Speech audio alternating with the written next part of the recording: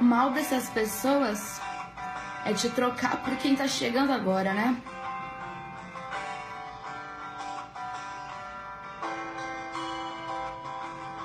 Ex-amiga.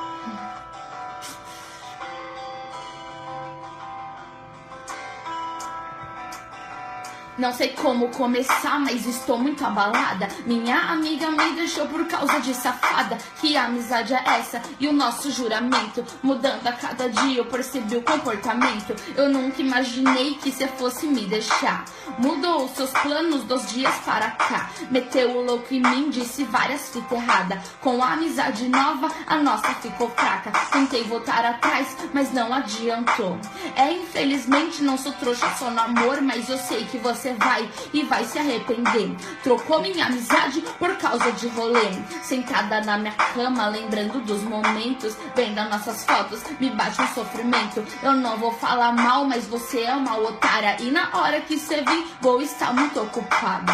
Tipo Rariel, um tempo perdido. Nossa amizade entrou em vários conflitos e o laço se cortou, você distanciou. Dói ter que falar, minha amiga me deixou. Tô bem tranquila, eu tô na minha, eu tô suave. Mas por favor, não mande mais mensagem. Você me magoou e eu tenho que dizer. Se fosse verdadeiro, iria permanecer. Ex-amiga, essa frase me machuca.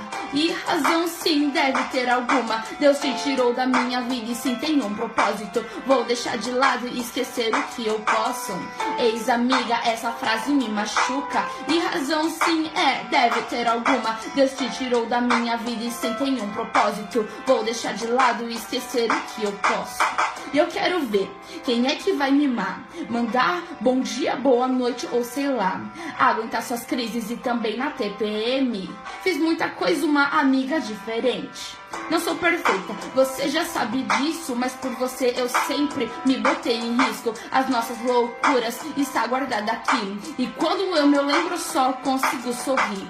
Puta que pariu, vai, como eu sou tonta. Vou acordar pra vida e achar outra pessoa. Assim como você fez, eu também irei fazer. Mas sei que um dia você vai se arrepender.